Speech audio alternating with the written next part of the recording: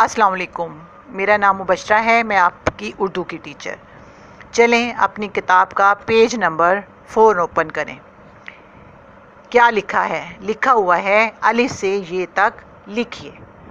जैसा कि आपने अलिफ बे प्रेप और नर्सरी में लिखी और पढ़ी, उसी तरह इस किताब में भी लिखना है। काम स्टार्ट करते हैं।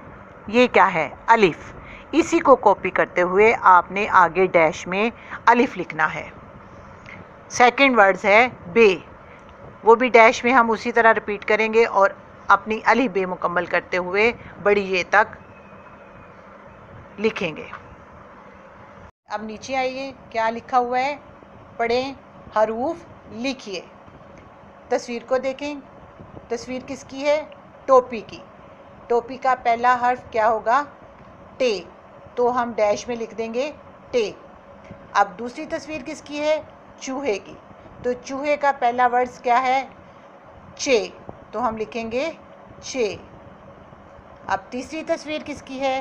दरख्त की। तो दरख्त का पहला हर्फ क्या होगा? दाल। अब उसके नीचे आए, देखें तस्वीर किसकी है? शेर की।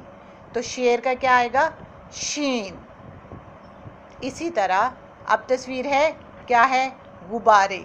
तो गुब्बारे का पहला हर्फ क्या होगा? गैन। और लास्ट में किसकी तस्वीर है? हाथी की। तो हाथी का पहला हर्फ क्या होगा? हे।